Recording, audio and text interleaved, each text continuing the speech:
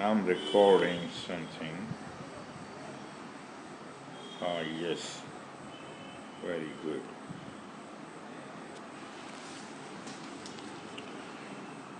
This is Forrest Gump for just educational purpose.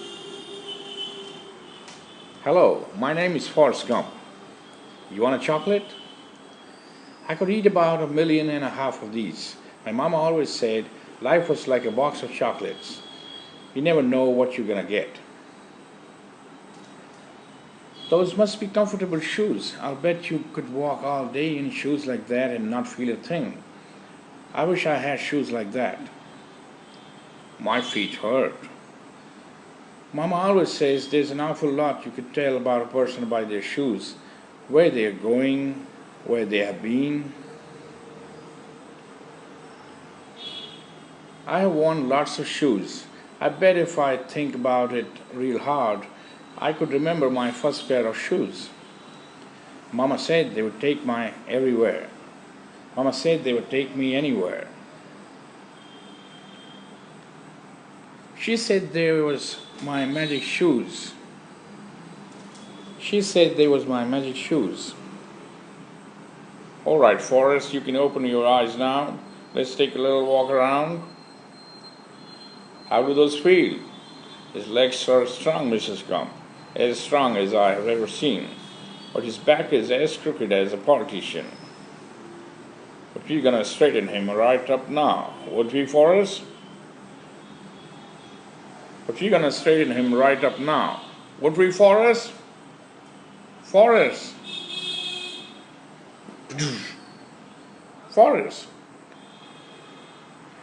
Now, when I was a baby, Mama named me after the great Civil War hero, General Nathan Bedford Forrest.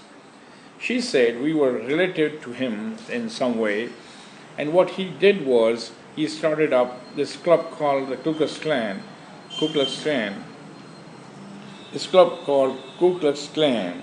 They would all dress up in their robes and their bed sheets and act like a bunch of ghosts or spooks or something.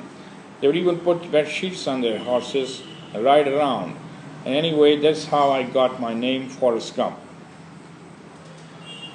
She said we was related to him in some way, and what he did was he started up this club called Ku Klux Klan.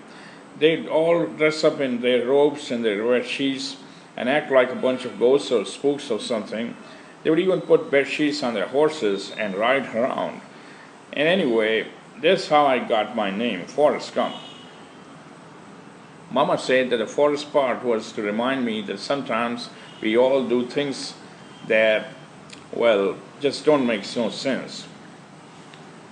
Mama said that the forest part was to remind me that sometimes we all do things that, well, just don't make no sense.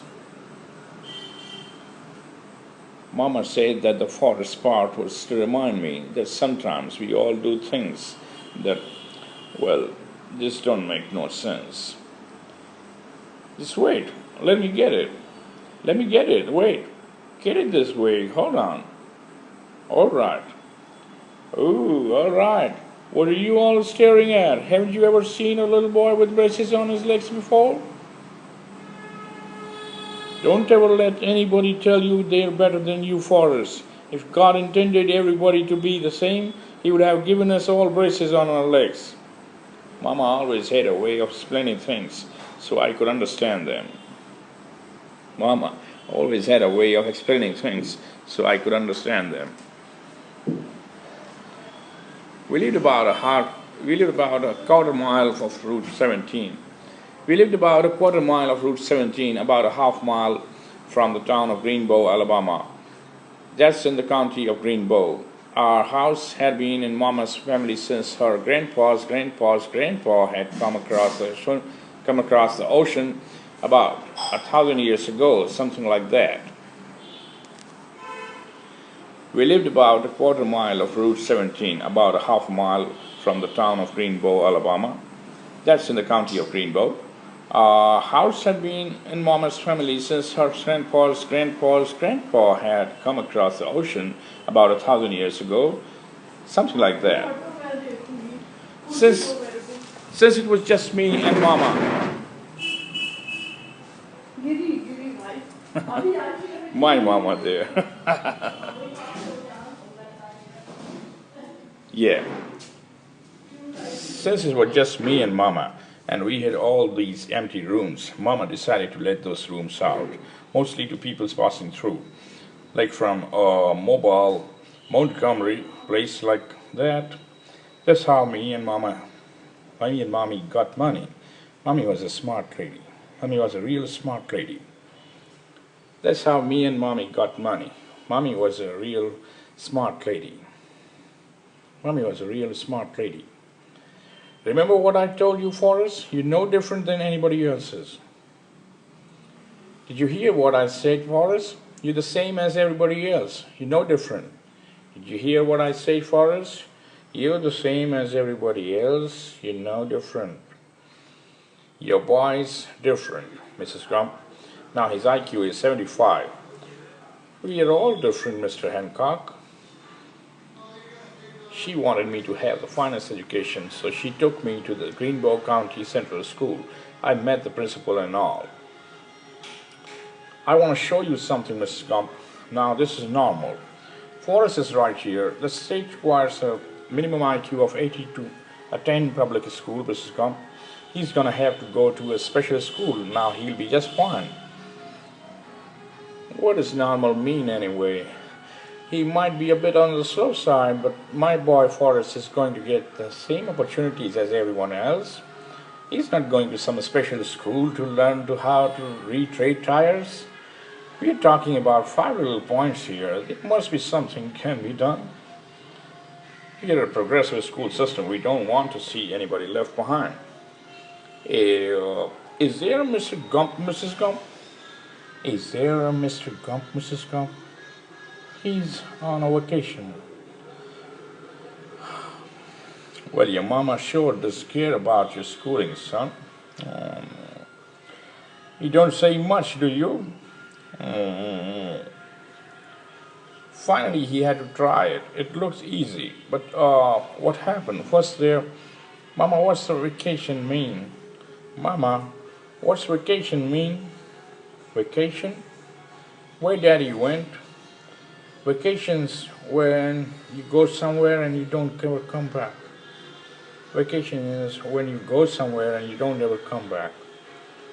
Anyway, I guess you could say me and Mama was on our own.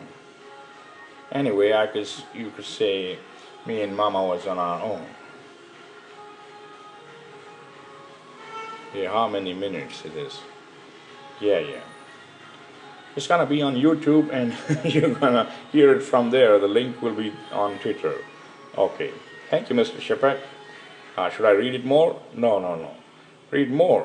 1 or 2 lines. Okay. Gentlemen, would you care to join us for supper? Gentlemen, would you care to join us for supper? Hurry up and get it before the fast too. I prefer you don't smoke that cigar so close to mealtime. Sometimes we had so many people staying with us that every room was filled with travelers. You know, folks living out of their suitcases and hat cases and sample cases. Will you go ahead and start? I can't find Forrest. Will you go ahead and start? I can't find Forrest. Forrest! One time a young man was staying with us and he had him a guitar case. Yeah, okay. Mrs. Gump looks into Forrest's room. She hears singing coming from another room and walks over to a closed door. Mrs. Gump opens the door, revealing a young man with long sideburns as he plays the guitar and sings. Forrest holds on to a broom and dances oddly. The young man is Elvis Presley. Well, you ain't never caught a rabbit, and you ain't no friend of mine. Forrest, I told you not to bother this young man. This nice young man. Oh no, that's all right, ma'am. I was just showing him a thing or two on the guitar here. All right, but your supper's ready. If you all want to eat. Yeah, that sounds good. Thank you, ma'am. Say, man. Show me that crazy little walk you just did there. Slow it down, son. You ain't nothing but a hound dog. You ain't nothing but a hound dog. I like that guitar. It sounded good. Crying all the time. You ain't nothing but a hound dog. I started moving around to the music, swinging my hips. This one night, me and Mama was out shopping, and we walked right by Benson's Furniture and Appliances store. And guess what? You ain't nothing but a hound dog. This is not children's eyes. Well, you ain't never caught a rabbit, and you ain't never, yeah. Well, you ain't never caught a rabbit, and you ain't no friend of mine. Some years later, that handsome young man who they called the king, well, he sung too many songs, had himself a heart attack or something. Must be hard being a king. You know, it's funny how you remember some things, but some things you can't. You know, it's funny how you remembered some things, but some things you can't. You do your very best now, Forrest. I sure will, Mama. I remember the bus ride on the first day of school very well. Yeah, I remember the bus ride on the first day of school very well. Are you coming along? Mama said not to be taking rides from strangers. This is the bus to school. I'm Forrest Gump. I'm Dorothy Harris. Well, now we ain't strangers anymore. Yeah. Thank you for observing my reading of script. Thank you.